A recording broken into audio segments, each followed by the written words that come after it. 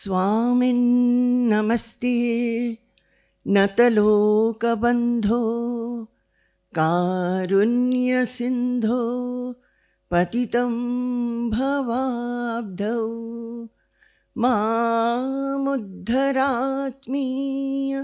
कटाक्षदृष्ट्या ऋज्व्यातिकारुण्य सुधाभिवृष्ट्या स्वामिन् नमस्ते स्वामिन् नमस्ते स्वामिन् नमस्ते स्वामिन् नमस्ते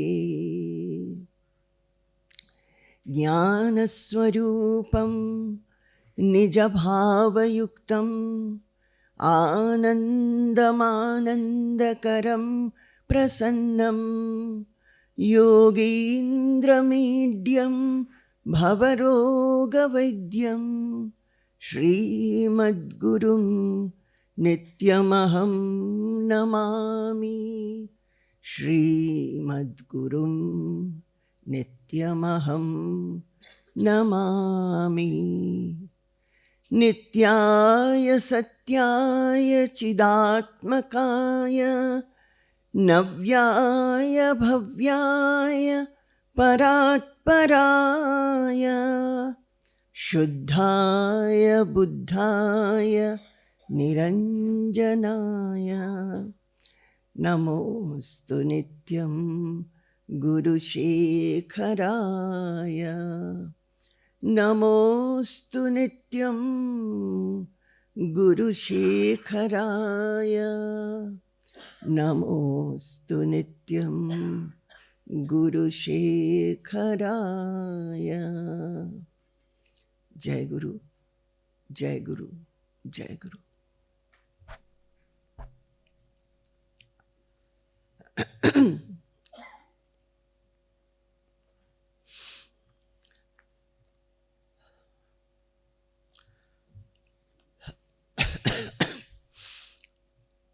As I just now said, the topic is freedom, way to freedom and fearlessness. I think all of us must know what is our aim in life. We live a life, we get born, we get educated, then we live the life. One gets married, one gets a job, children are born, children are brought up, they are settled down. Then one becomes old and the body drops. But the question is that the only aim in life? Actually, when one dies, and if he has acquired a lot of wealth, he has lived a life very well, children have got settled, grandchildren are settled, he has left some property for the children to enjoy. Maybe he has got name, fame, recognition in his profession. Everybody would say, oh, he has lived a very good life. But is it so? A question should come in the mind that is that everything in life? Throughout the life, while growing oneself, while in profession, while in the family, one undergoes so much tension, anxiety, fear, and stress. How does one handle it? So many moments have come when we felt nervous, hopeless, we felt we don't have confidence, we did not know what to decide, and we felt that in those moments we did not know what to do. So should we not have a question in the mind that is there a way of life in which we will be beyond all these things? That question should be there. And see, all of you are very blessed actually. Very few people are there. Even the number of people who came for Swamiji's lectures have not come for my lecture, because they are not interested to know how to live a way of freedom and fearlessness. even those who are listening every day about the I, about Bhagwan, about God, I think it just becomes a listening. It is a few days of the year when we listen. And while we listen, we become very inspired. We become inspired and we feel like the other day Swamiji was telling me somebody after his session came and sat beside him and said, Swamiji, I've got so inspired that I feel like leaving everything, my family, my possessions and everything, and go to a secluded place and contemplate on the I. But that doesn't happen. Now, the question is, why does it not happen? And why does it not happen to everybody? Why is it that we get inspired only for such moments? Maybe for a few more days we remain inspired. And after that, we don't pursue. Again, we are in the same soup. Again, we feel we are not having confidence. We do not understand what for we are living. In spite of having everything in life, we feel at times that there is nothing, as if there is something acquiring which I will be full. I will not have a feeling in the mind that, oh, there is nothing to do. What is further to be done? This is how we live our life. So I was telling that there are people who go for many, many lectures. Wherever there is a lecture, they will go and listen. Nowadays, it's a age of YouTubes. So we can listen to not one or two, not even 10 or 20. We can listen to hundreds and thousands of lectures. But the question is, are we to only listen? Are we to only read and become happy that I have listened and I have read, and such Swamiji explained it in this manner, such and such Swamiji explained in that manner? But are we to pursue it and live what is being heard and listened to or read? Then only it will have some meaning. You know, I stepped in this path when I was young, and I felt that, oh, this is something which I have not heard about. I was in a family, as usual, you know, having belief in God, having belief in the pujas, and in Bengali family, every Thursday there will be a Lakshmi Puja in the house. Every year we will go for Durga Puja and Kali Puja, Saraswati Puja in the school, in the house. So grew up with that, heard so many mantras. But when I came in contact with Baba and came to know that there is a path, he never said that do this puja or listen to this lecture or read this book. Nothing he said. He just said one sentence to me: don't fear, God is within you. And I felt that gave me the answer to everything. Because as a young girl, I used to get nervous, I used to get hopeless, I used to get fearful whether I'll get good marks or not.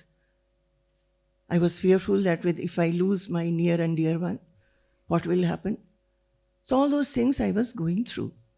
And then I stepped on this path and understood that there is some path treading which there is always light ahead. In the day-to-day life, I felt there is sometimes ananda, sometimes dukkha, and sometimes there is darkness in front. But after treading this path, I felt there is a path where there is always brightness and light in front. So, because Bhagavad Gita is associated with our culture and tradition, and I have found my grandmother, my father regularly reading Bhagavad Gita, so I also picked up a Bhagavad Gita and started reading. I could understand nothing. I knew no Sanskrit at that time. But very, very regularly, like a routine, at least 2 slokas I will read with meaning, I started. So there in the second chapter, I came across this sloka. And I think most of you know that. Vihaya kaman yassarvan umamscharati nisprihaha nirmamo nirahankaraha sa shanti madhigacchati. This is the 71st sloka of second chapter. What is the sloka? Again I'll say, Vihaya kaman yas sarvan pumamscharati nisprihaha nirmamo nirahankaraha sa shanti madhigacchati. And I found my eyes getting filled with tears. I said, oh, can there be such a person? What is this? This sloka is saying that if somebody can move about, renouncing all desire, and does not have any kind of greed or any kind of expectation, then that person will have shanti in his mind. Though at that time, lot of shanti I was not wanting. But whatever little agitation I would go through regarding mostly studies, I would sometimes feel that, oh, the mind should become quiet. So I felt that, oh, what is this sloka? It talks of a person who can attain this kind of a shanti. So if it says that one can attain, can I attain this? Can I attain this kind of a shanti?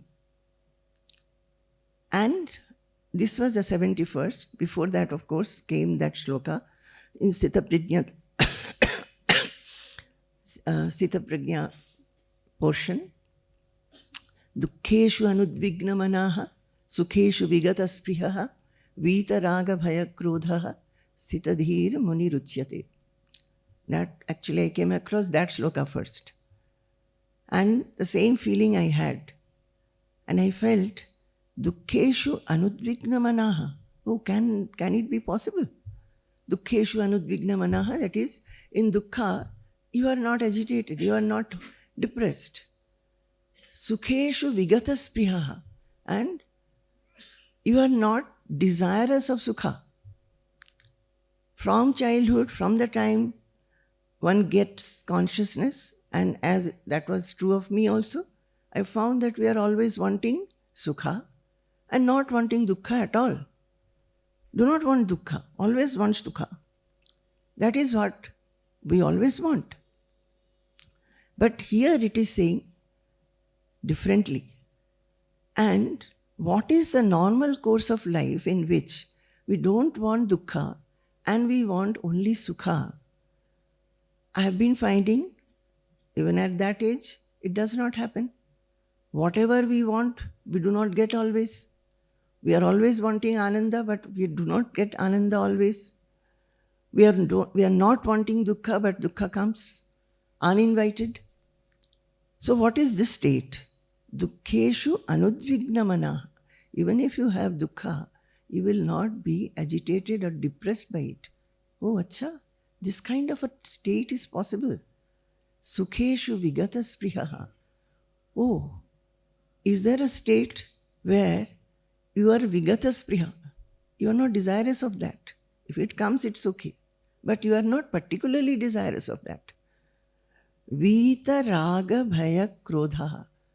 And I used to find that although I wanted to be a very good girl, very good daughter, very good friend, very good student of the teacher, a very good daughter of the neighborhood, but the interactions would be such that whatever good qualities I would like to see in myself, I was slipping from that. I wanted to be very loving, very sacrificing, very helpful, everything. Not getting agitated, not getting irritated, be very patient. And I would find that most of the time, I would be slipping from those. So, Vita Raga Bhaya Krodha, it was like something, a new thing, a discovery that one can attain such a state where one becomes beyond raga, that is attraction, Vita Raga Bhaya Krodha. Bhaya, that is fear, and Krodha, anger. Then the mind can attain to that kind of a state where you can become Vitaraga Bhaya Krodha. Sthitadhihi Muniruchyate.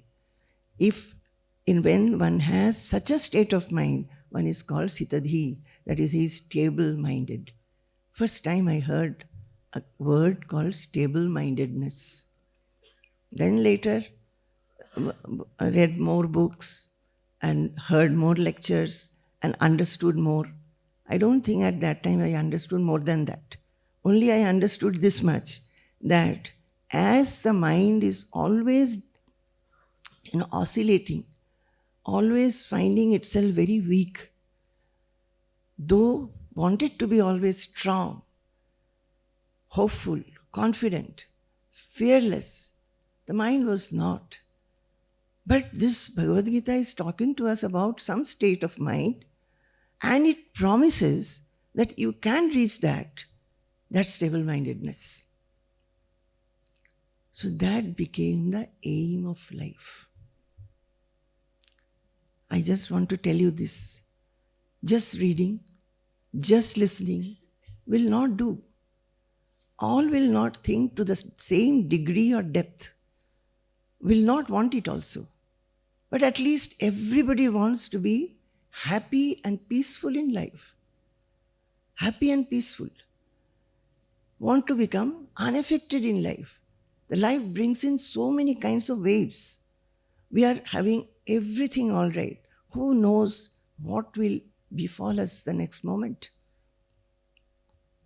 So, this aim should be there in one's life. Everybody's life must have an aim which is not only material aim. But unfortunately, all that is taught to us from childhood to higher studies, it is only for material gain. When we go to the school, college, university, higher studies institutions, from elders in the house to parents to teachers in our educational centers, what do we learn? How to become more and more educated, get better and better jobs, earn more and more money, be more and more comfortable, acquire more and more property and possessions, and that will be considered to be a gain in life. That becomes the aim in life. Nobody teaches us how you should handle nervousness. Nobody teaches us how you have to be patient.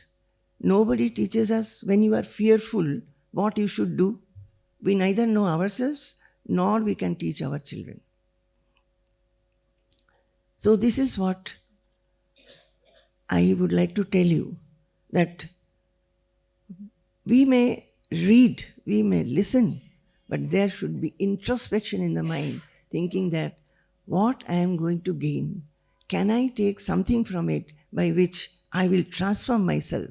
Whatever I am today, can I become better? Then that is useful, and then that will remain with everybody. See, what is freedom? What is fearlessness? Freedom is from everything that gives us pain and suffering. Suppose I am an irritable person. I get irritated very, very quickly. Anything happening, first I become irritated. But I know that what I do or what my reactions are not all right. So I suffer in the hands of my own trait. Say I am lazy or I am procrastinating. I suffer from my own trait. But I am aware of this, but I am not able to transform myself. So, freedom is from all the traits which bring about suffering in our own mind. So, freedom from that. From this freedom, actually, first we have to understand what are the traits in me in the hands of which I suffer, I become sorrowful, I sometimes start disliking myself, and remember them, and in the day to day interactions, try to get over them. Slowly, when we take this as a, what you say, in these days, people will say targets, no? So you have target. So you have this feeling that no, I will never be lazy again. Whatever has to be done, I will do it immediately. Or if I interact with somebody and I find that as soon as the interaction is not up to my liking, I'm getting irritated and I'm having a tendency to retort back. I'll train myself, tutor myself, keep back, stop, and not reply immediately. This tutoring should be done.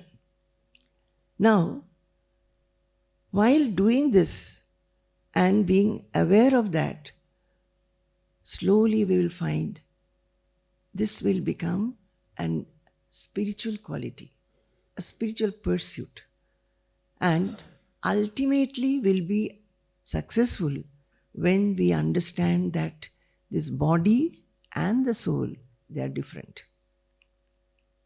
Initially, it is too high. Initially, we may not understand that. But once we take up this pursuit and start progressing, we'll understand that if we have to be successful in bringing about a change in all our traits, that is, all the negative traits are rejected, removed, and all the good traits are acquired, it will happen only when we understand that we always identify ourselves with the body. That is, this outline that I have, the length and breadth, the weight, including the emotions, sentiments, etc. And I am called, say I am Ma Guru Priya. Each of you has a name.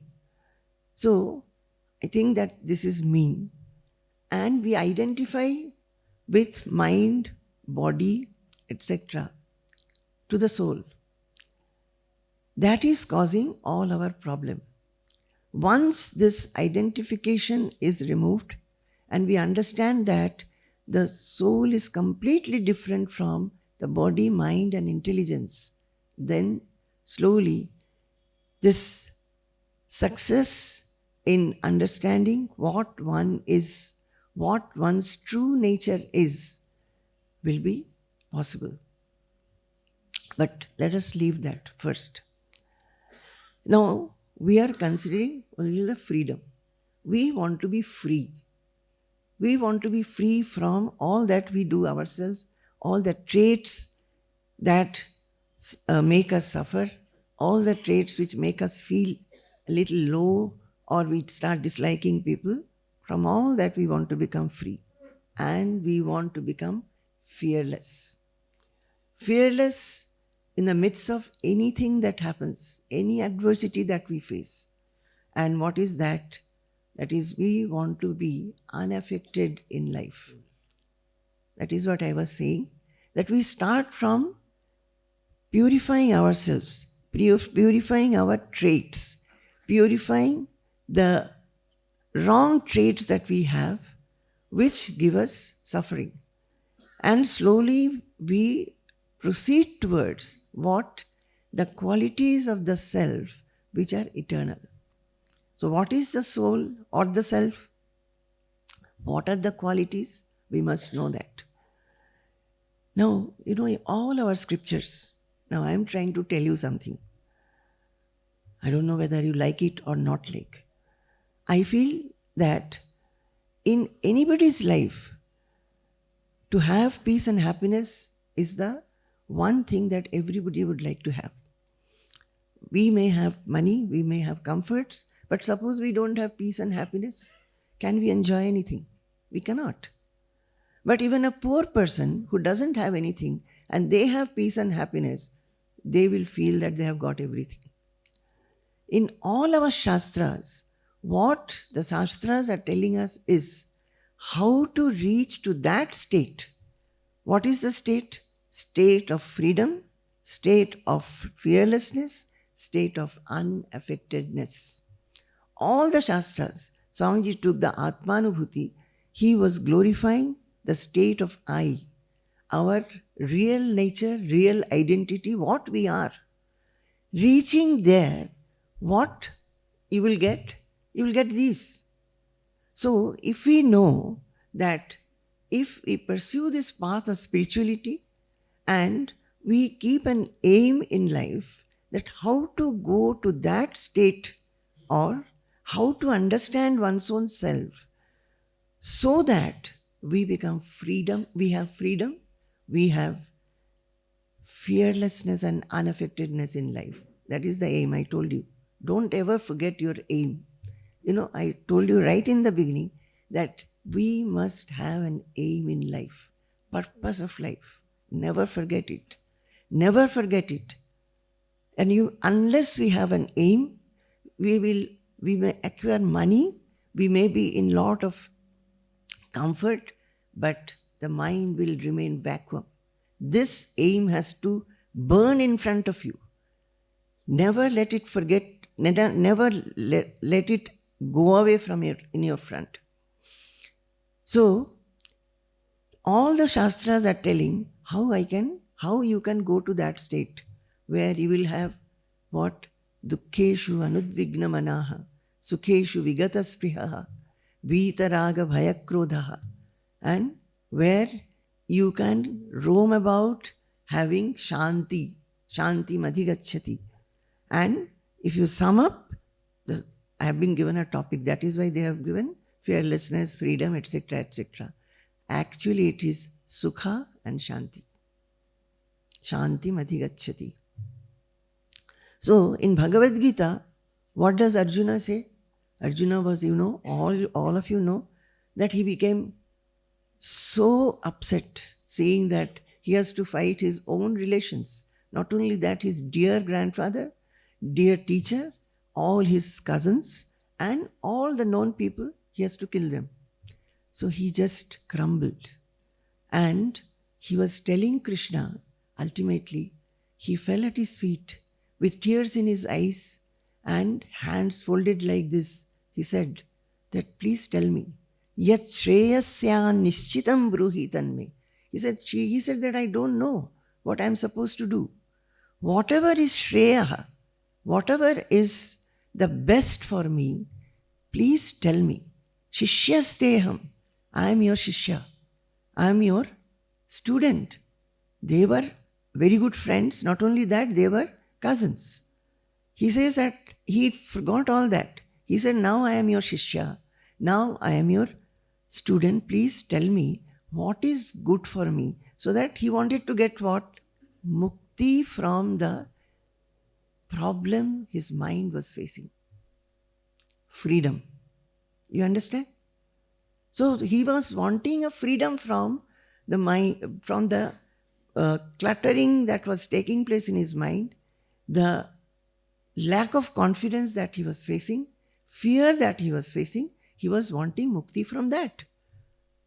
So if Bhagavad Gita has to be read, our aim is how Arjuna got mukti from all his problems. We also must know how to get mukti, because we also pass through such moments. Everyone, can any of you raise your hand saying that I have never had any difficulty in my mind?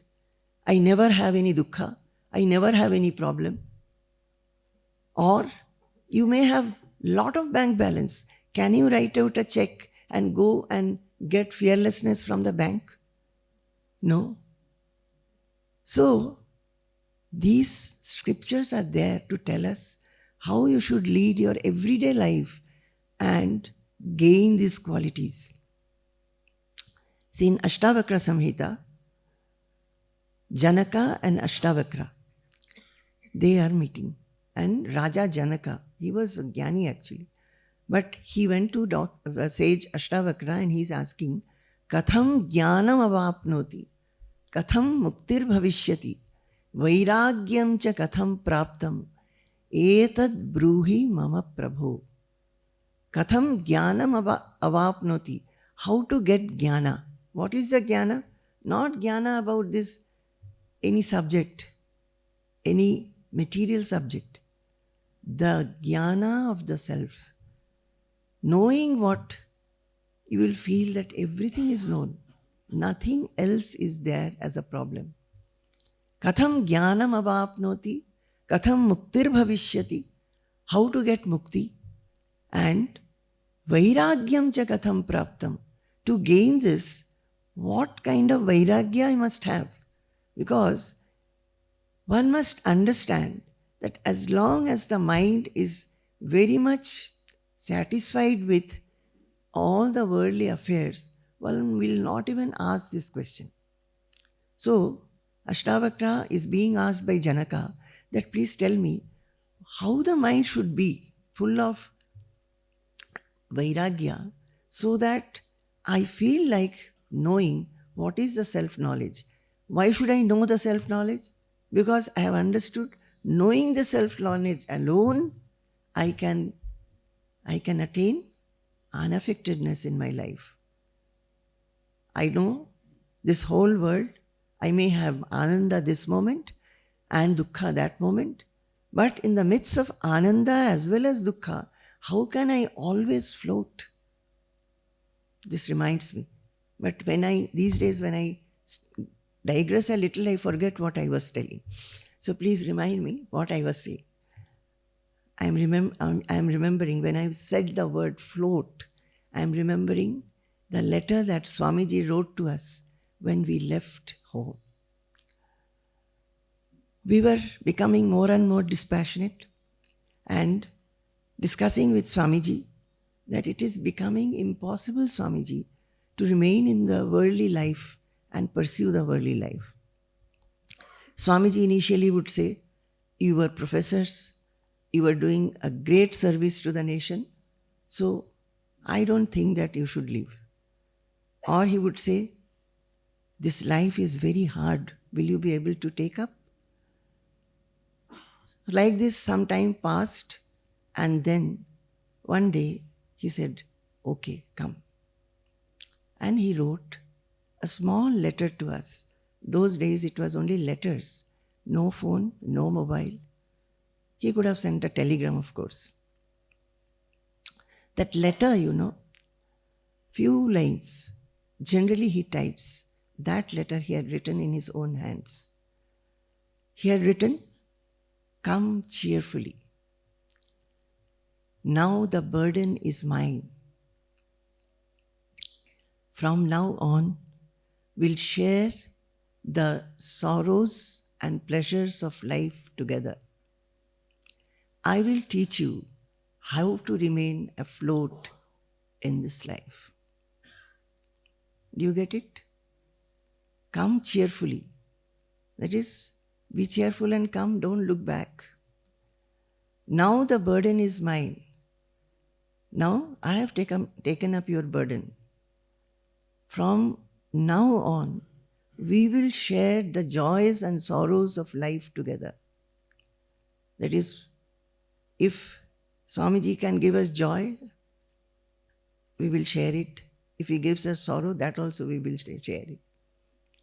And the last line was, I will teach you how to remain afloat in this world. That is, the world will bring huge waves or small waves.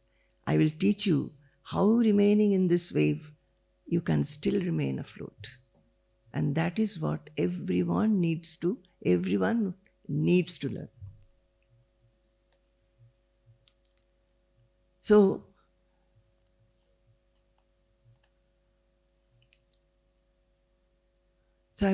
when I said float the word, I remembered these lines of Swamiji, which I think I read so many times, by hearted it, and the whole life at his feet has been to learn how to remain afloat. how to remain afloat. There would be successful moments, there will be unsuccessful moments, but the aim cannot be lost. Aim has to be there. Unless the aim is there for anything and everything, say from when we become a student, we start learning.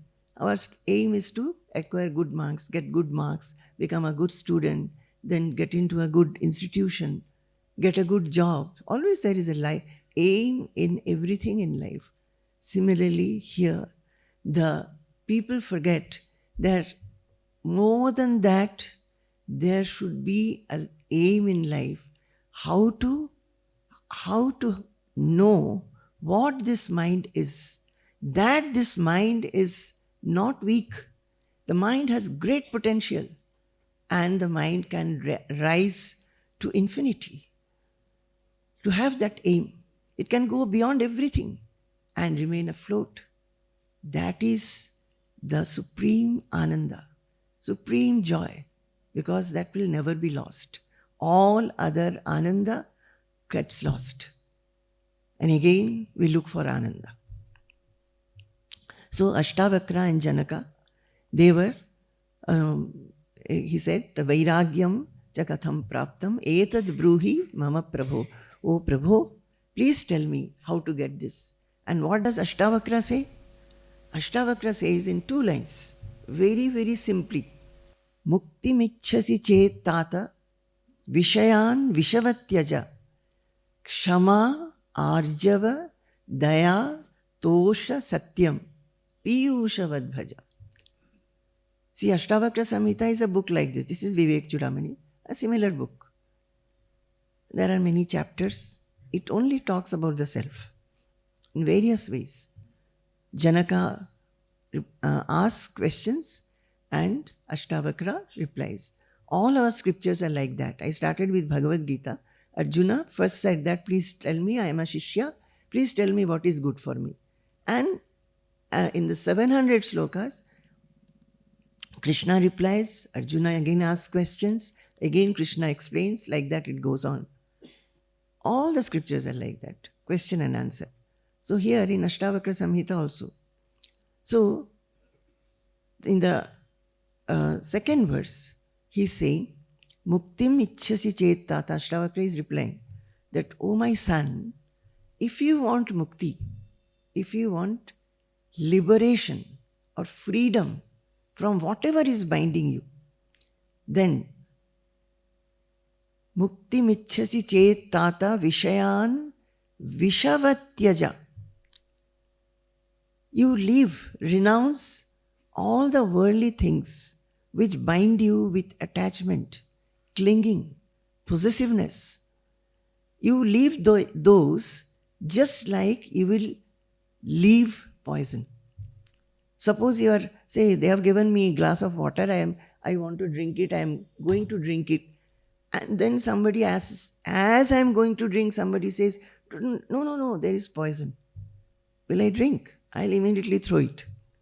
Knowing that these are poisonous, knowing that all that we enjoy in worldly life, it gives us happiness, no doubt. What kind of happiness? Short-lived happiness. It doesn't give us eternal happiness. We do not understand that when a child is born, we are happy. As soon as the child is a little grown up to 5 years, you will be able to tame the child, you will be able to make the child listen to you. After that, will the child listen to you?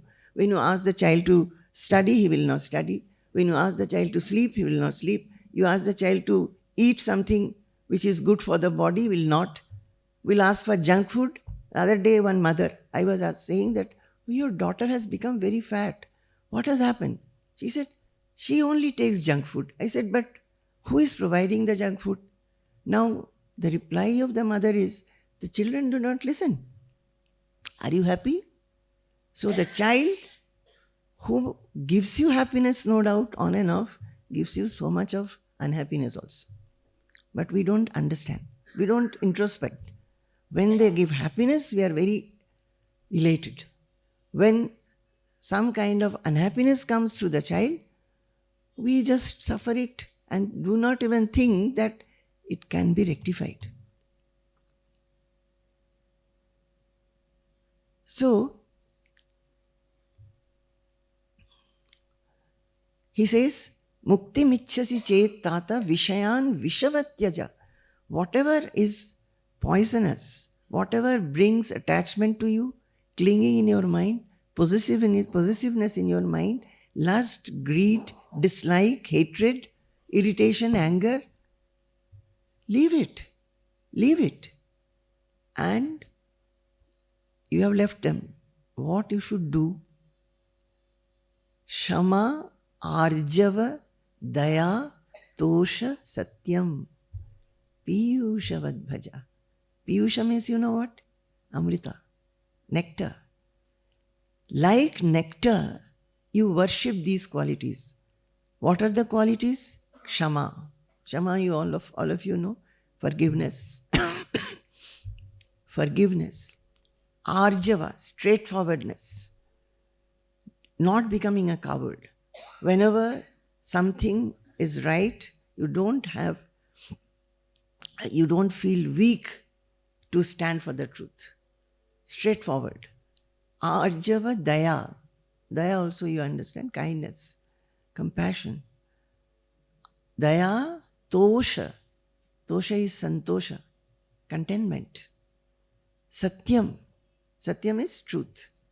So what are the things? क्या क्या हुआ? Kshama. Kshama है forgiveness. Arjava, straightforwardness. Daya, kindness. Tosha, contentment. Satyam, truthfulness. Piyusha Vadbhaja. Make these your aim of life. If we make this aim of life, every day from morning to night in our interactions, we keep this aim that I will not deviate from these qualities. I must have these qualities. I must express these qualities, and I will gain more and more of these qualities. This should be the aim. Now, in Bhagavatam, I'm telling how everywhere in the scriptures, everybody who has asked questions to the sages, they have wanted this freedom, unaffectedness, eternal happiness, and fearlessness. In Bhagavatam, what happened? Bhagavatam, many of you know the story that Parikshit, who was the son of Abhimanyu, Arjuna's grandson, Abhimanyu died. Then Parikshit was in the womb of the mother. And Ashwathama, Drona's son, he wanted to make this earth free of Pandavas. So he threw one Brahmastra. He did not know how to take back that Brahmastra. That Brahmastra went behind the Pandavas.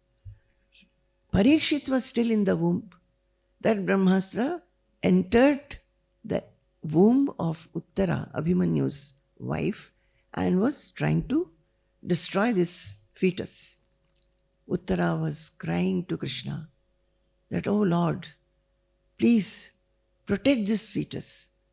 Then Sudarshana Chakra annihilated this Brahmastra. So Parikshit had seen the beautiful form of Krishna or Lord Hari with 4 hands, with Shankha Chakra Gada Padma in hand. With Sudarshana Chakra, he is trying to cut the Brahmastra. Remaining in the womb, he saw, and he wondered who this one is who is protecting me. When he was born, he would look around and try to find the same form. That is why his name was given Parikshit. He used to do Pariksha, looking at everybody. Is he that one? Is he that one? Like that. So Parikshit was a very, very noble king. With various virtues, he was a devotee of the Lord, and he was a protector of the subjects. He was a protector of the sages. Everybody was very happy in his kingdom. But to that Parikshit, what happened? One day he went for hunting. He became scattered from the group. He went deeper and deeper into the jungle. he became very thirsty, very hungry. So he found a cluster of hermitages. And in one of the hermitage, there was one rishi in meditation. He was very thirsty, Parikshit. So Parikshit asked for water.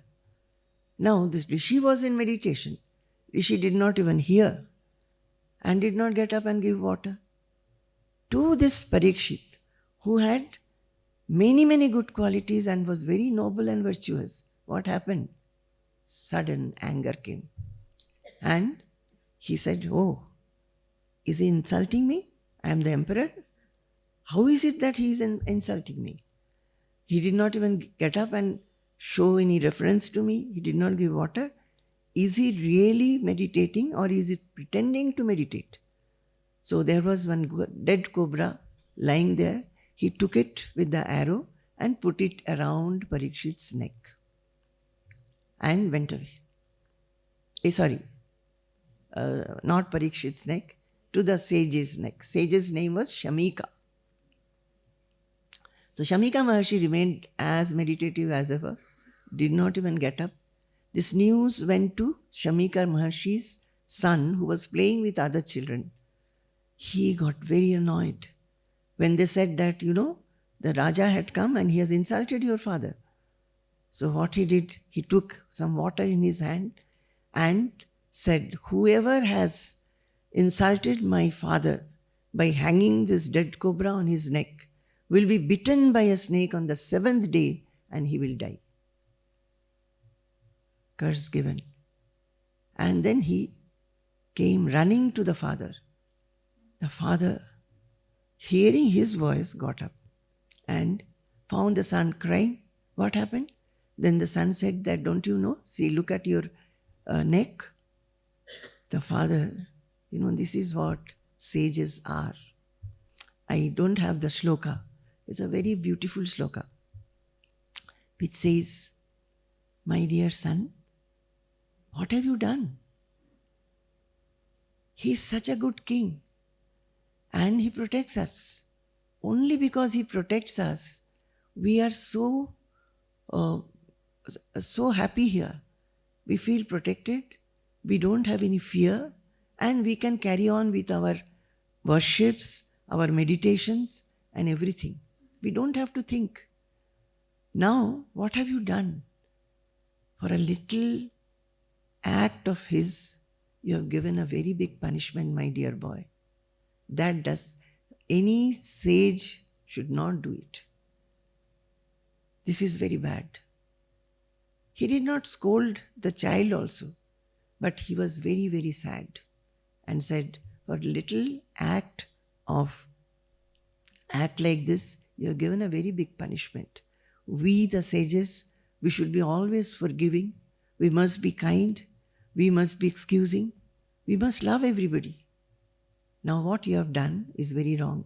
So you go and give him the news."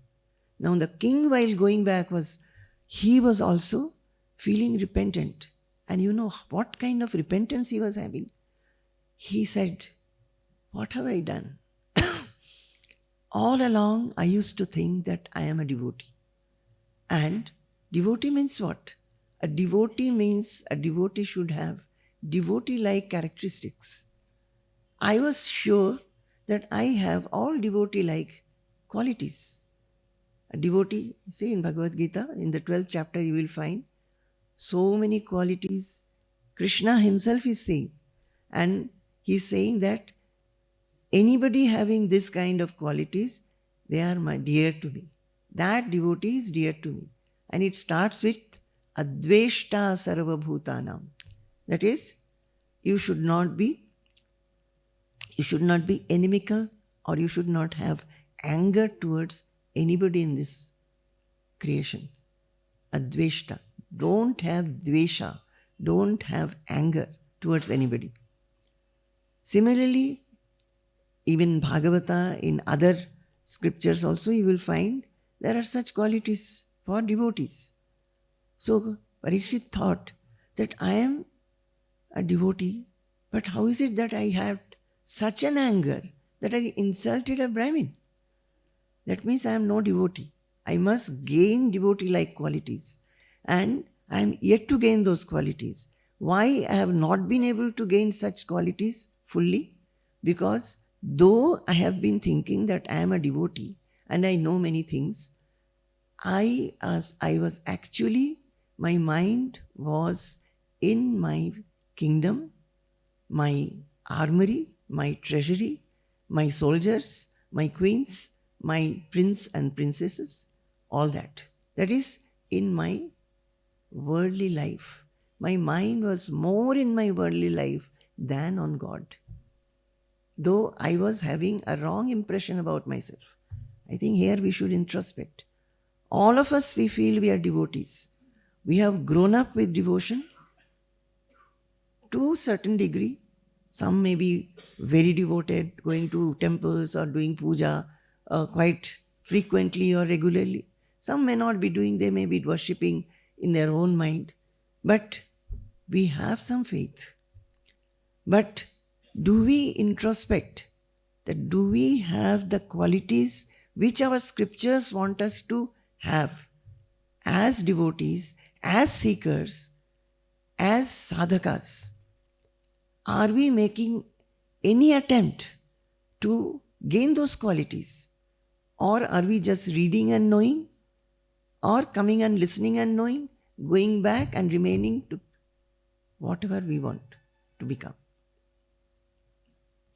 So, Parikshit thought that this is what I have been.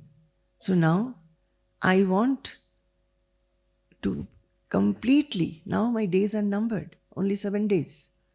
He came to know that only 7th day he will be bitten and he'll die. So he said that my days are numbered.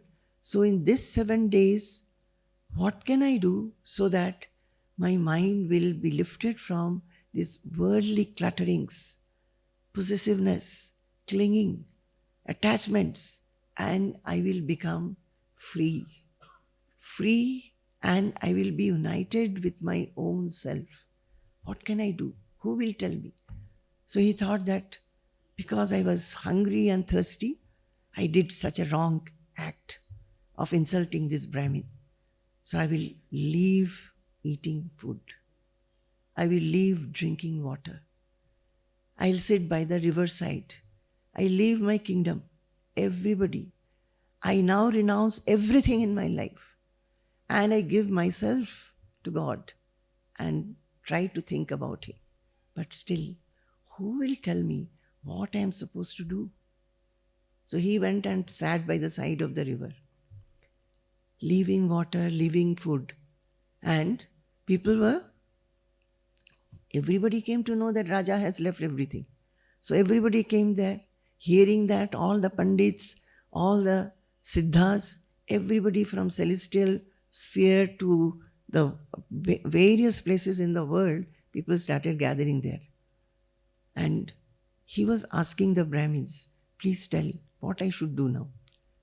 Then from there, Shukadeva was just going. He is a young boy. But from his birth, he is a jnani. He was in himself, he was just going by. And seeing him, everybody got up. Raja also got up. And Raja made him sit. And he first said, he had nothing now. It is our tradition that whenever a sage is met or a sage comes to you, you must wash his feet, do worship to him. So this Shukadeva, when he was going and everybody got up, Raja also saw him. He made him stand there, made him sit on some asana. He had nothing now. If he was in the kingdom, his puja would have been different. With various costly pitchers, he would bring water. He will give so many items which were costly. Flowers will be plenty. Now he had nothing. So with his hand only he gave water, washed his feet, and then said that I am so blessed. I am so blessed. Because for a householder, if sitting in your house, you think about a Mahatma, the house becomes purified. Did you hear? remaining in the house for every householder. If you think about a Mahatma, the house becomes purified. But what do we think generally? Do we think of Mahatmas? No, very rarely. So he's saying that it is said like this, and today I am having this kind of an opportunity, not only to think, but to see you personally and touch your feet. While washing your feet, I have touched you. I have seen you personally, and I am waiting to hear from you. I am dhanya dhanya. I am blessed. I consider this curse of the Brahmin boy to be a blessing for me. Because only because he has cursed, I have understood that I am not a devotee. That I have not given my full mind to the Lord. And only because the curse has been given, I took to prayopavesha, that is, left food and drink, and come here. And that is why all of you, the learned ones, and you yourself, O Lord Shukadeva, you have come here to bless me. Would it have happened if I remained only just a virtuous king? See, what kind of introspection. That is, considering every situation in life. This is what is called remaining afloat. He did not feel that he is drowning. That very curse, and the curse is what? His death. He is making it a blessing and remaining afloat in that, thinking that I must know now how to go ahead and remain united with God, so that when the snake comes and bites me, I will not have any fear. I will not understand what has happened to me.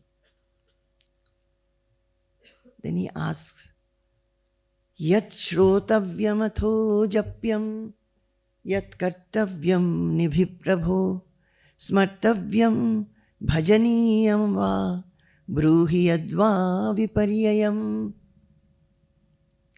Yat shrotavyam atho japyam Yat kartavyam nibhiprabho Smartavyam bhajaniyam va Bruhi yadva viparyayam.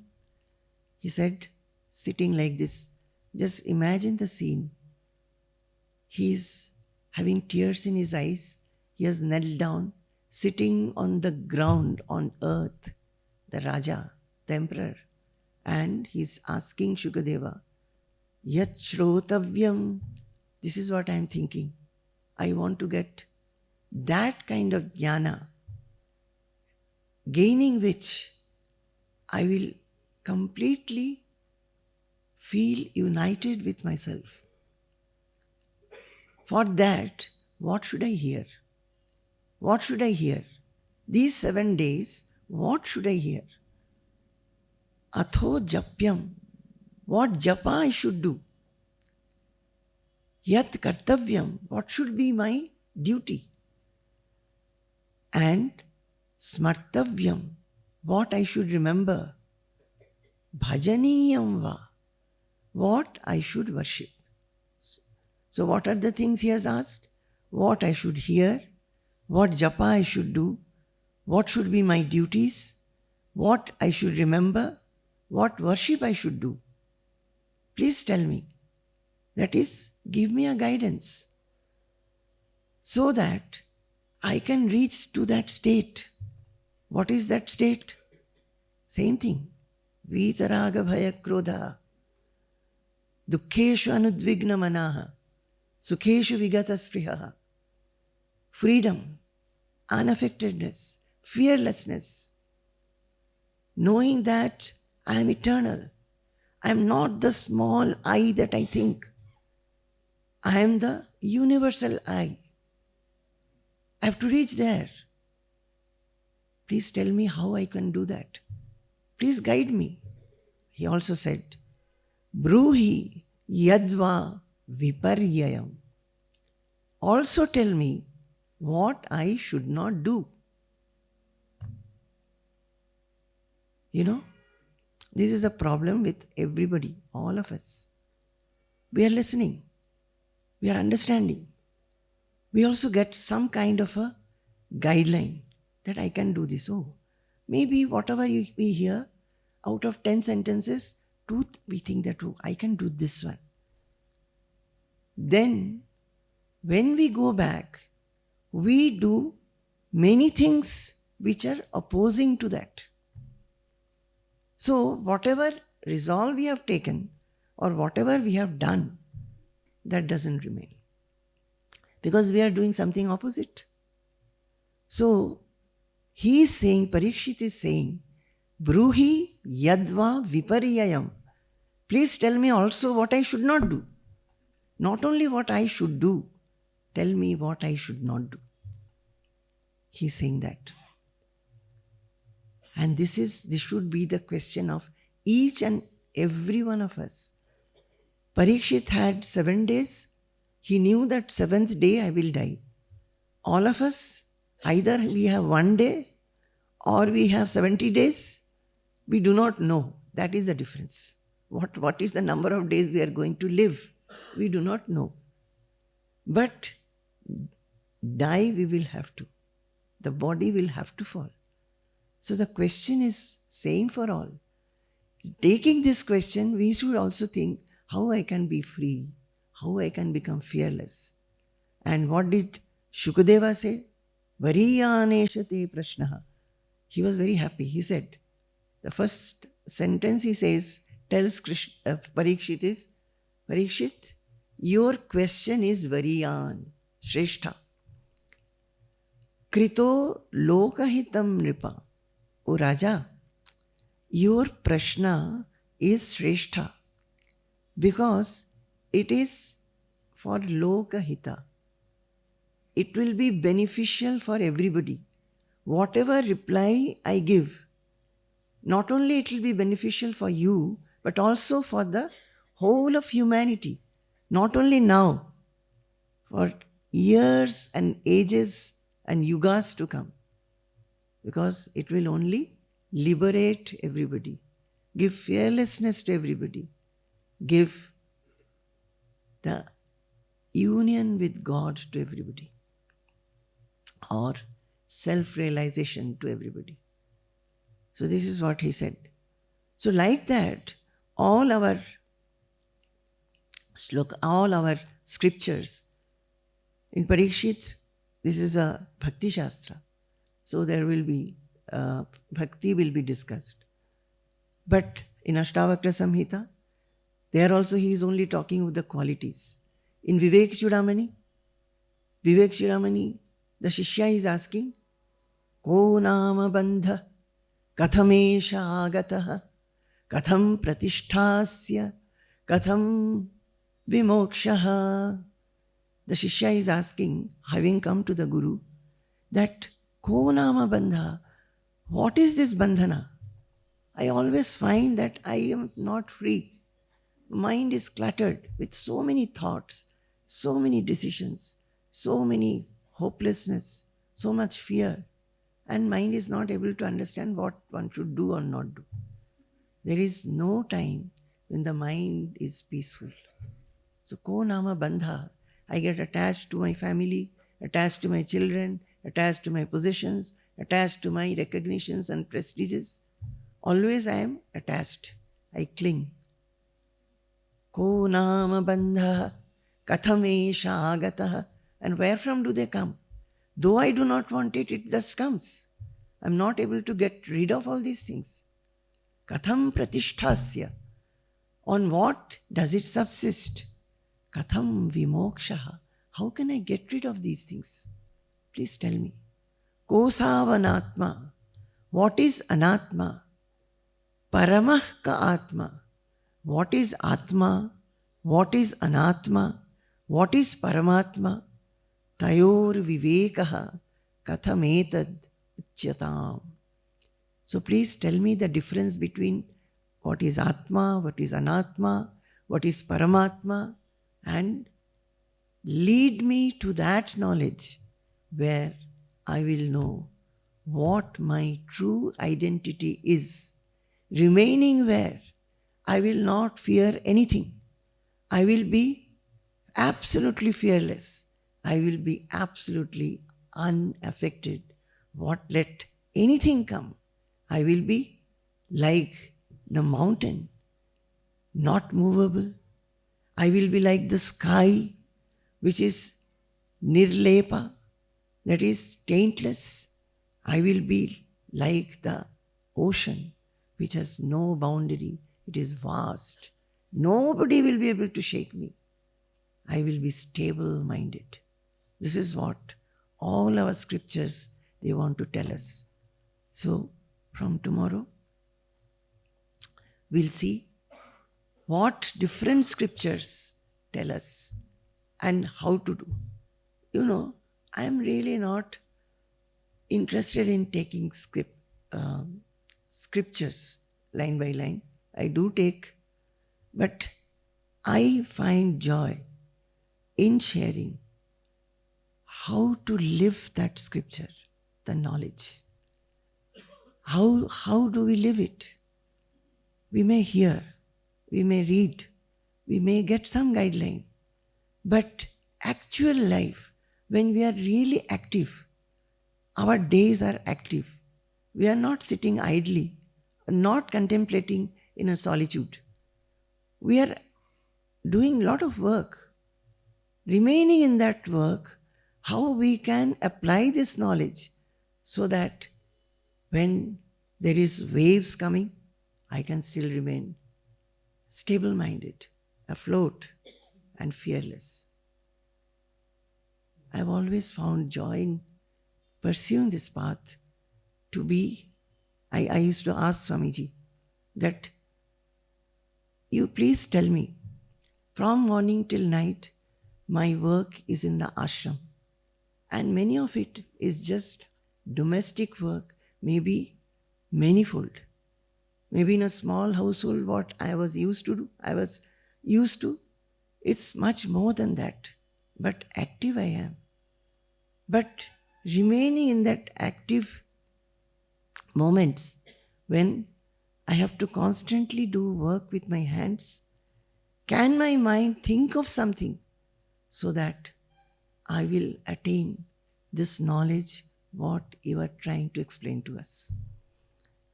So I think I can share that the next 3 days. Okay.